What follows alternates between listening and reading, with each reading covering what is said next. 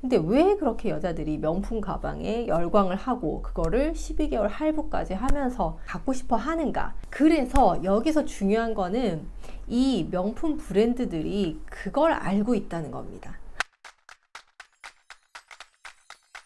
쉽고 재미있게 책을 읽는 새로운 방법. 안녕하세요. 1분 책 읽기 이난희입니다. 저는 패션 디자이너이자 북튜버예요. 오늘 여러분들께 소개해드릴 책은 제가 밀리의 서재로 읽어본 철학은 어떻게 삶의 무기가 되는가 라는 책입니다. 이 책은 지금 베스트셀러에 올라와 있는데요. 이 책이 왜 베스트셀러에 올라갔는지 알겠더라고요. 굉장히 쉽게 쓰여져 있고요. 다른 철학 관련 책들을 보면은 이게 이제 시간 연대기 순으로 돼 있어가지고 약간 지루한 면이 없지 않아 있는데, 이 책은 일종의 어떻게 생각하면은 실용서처럼 내가 필요한 부분을 따서 부분 읽을 수 있게 되어 있어요. 그래서 아주 쉽게 철학에 접근할 수 있는 그런 책이었습니다. 저는 오늘 이 책 속에서 왜 경기 불황, 지속되는 이 경기 침체에도 불구하고 명품 브랜드들이, 명품 가방이 왜 팔리는가에 대한 이유를 알게 되었어요. 책 속에서는 이렇게 얘기를 하고 있습니다. 여기서 르상티망이라는 개념을 설명을 하고 있어요. 르상티망을 여느 철학 입문서에서처럼 설명해 보면 다음과 같다. 약한 입장에 있는 사람이 강자에게 품는 질투, 원한, 증오, 열등감 등이 뒤섞인 감정, 한마디로 시기심이라고 할 수 있는데, 니체가 제시한 르상티망은 우리가 시기심이라고 여기지 않는 감정과 행동까지도 포함한 조금 더 폭넓은 개념이다 라고 얘기를 하고 있습니다. 명품 가방 여러분들 좋아하시는 분들 많은데 저도 옛날에는 사실 그랬었어요.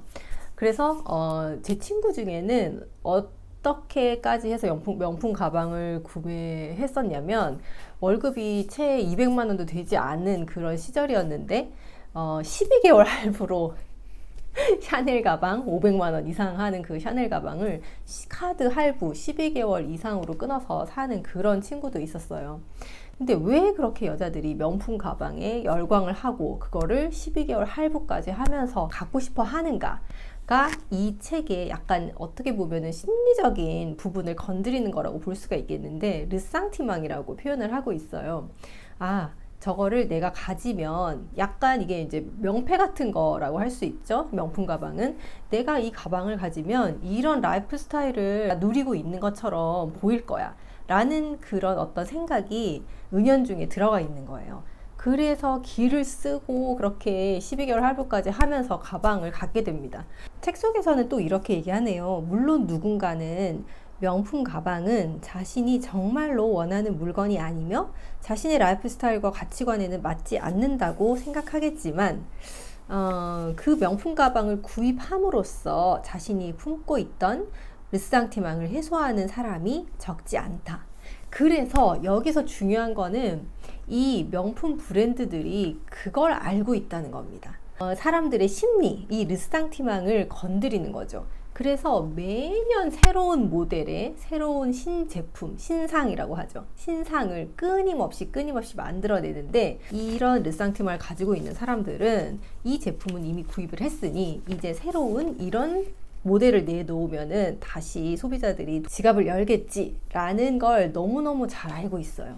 여성들이 좋아하는 티파니나, 그리고 속옷, 아주 섹시한 속옷 브랜드 빅토리아 시크릿의 그런 마케팅을 보더라도 이 르상티망을 잘 알 수 있어요. 티파니는 굉장히 비싼 다이아몬드 제품의 브랜드로 유명한 그 티파니 블루 박스만 보면은 왜 여성들이 갖고 싶어 하고 저걸로 막 프로포즈 받았으면 좋겠다라고 생각을 하고 있잖아요. 근데 거기에 저렴한 그 다이아몬드에 비해서는 저렴한 가격에 실버 제품들이 있어요. 그 제품을 내놓는 이유도 바로 이 여성들의 르상티망을 해소하기 위해서예요. 자기가 뭐 몇십만 원만 투자를 하면 그 블루박스를 가질 수 있으니까. 그리고 또 아주 섹시한 모델, 그리고 섹시한 레이스 팬티 브라 같은 걸로 유명한 빅토리아 시크릿을 보면 그 빅토리아 시크릿의 매출의 반 이상을 올리고 있는 게 여러분 뭔지 아세요? 바로 면 팬티예요. 레이스 팬티가 아니었던 거죠. 그것도 또한 이 여성들의 으쌍티망을 해소하기 위해서 제품을 그렇게 생산해내고 있다는 겁니다. 책 속에서는 이렇게 얘기하고 있습니다.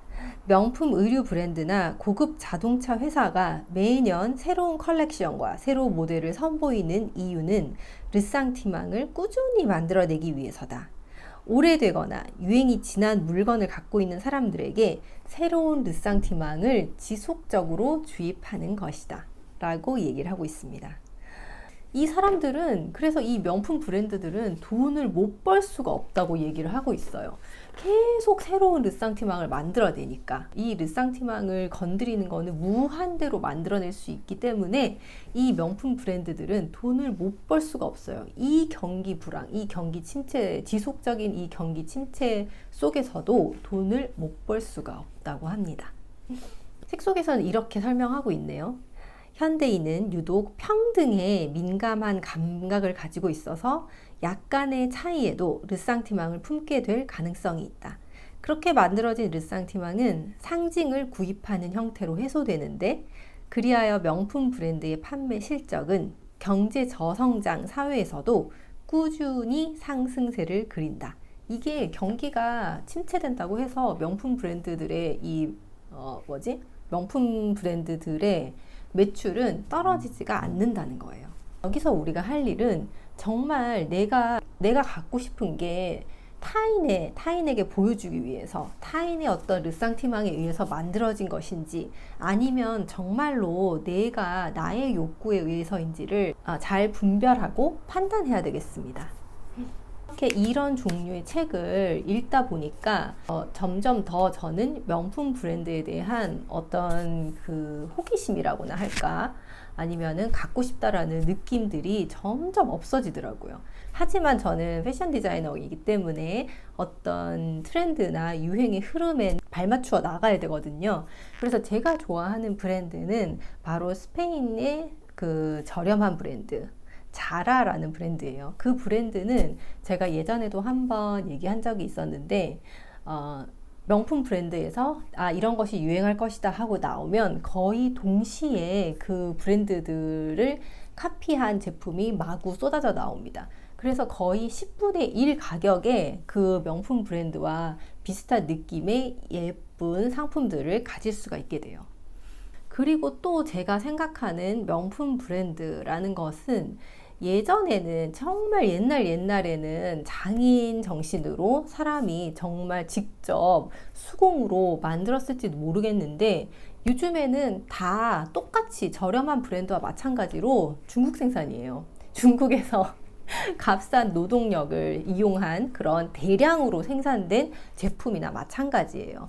뭐 아닌 것도 그 중에는 있겠죠. 하지만 이게 전 세계적으로 뭐 진짜 몇천 개, 몇만 개, 몇십만 개가 이렇게 만들어져서 나가야 되기 때문에 이거를 대량 생산을 하지 않을 수가 없습니다.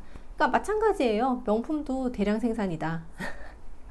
그래서 그렇게 생각을 하니 갖고 싶은 마음이 별로 없어졌고, 그리고 그렇게 많은 돈을 지불하면서까지 물건을 들고 다니는데 쓰는 가방이라는 것을 내가 살 필요가 있을까? 내 라이프 스타일과 정말 그게 잘 맞을까? 라는 의문이 지속적으로 들면서 저는 별로 관심이 없게 됐어요. 대부분 철학서라고 하면은 굉장히 지루하고 나와는 별로 상관이 없다라고 생각을 하시는 분들도 있는데, 철학이 삶에 어떻게 삶의 무기가 되는가라는 책을 보고 저도 약간의 그런 생각이 있었거든요. 근데 그게 180도로 달라졌어요. 기존에 철학에 관심이 있었는데, 철학 책을 읽으면 왠지 지루하고 진도도 잘 안 나가고 하셨던 분들께 이 책을 적극 추천드립니다. 우리가 삶에 있어서 전문적인 어떤 지식만 쌓고 사회적 위치에 높게 오르게 되면 그것만큼 위험한 존재가 없다 없다고 책 속에서는 얘기하고 있습니다. 철학이 어떻게 우리의 삶의 무기가 되는지 한번 알고 싶으신 분들께 적극 추천드립니다. 오늘도 저희 영상 봐주셔서 정말 감사하고요. 다음 영상에서 또 뵐게요. 오늘 저희 영상이 도움이 되셨다면 좋아요, 구독 잊지 마시고요. 다음 영상에서 또 만날게요.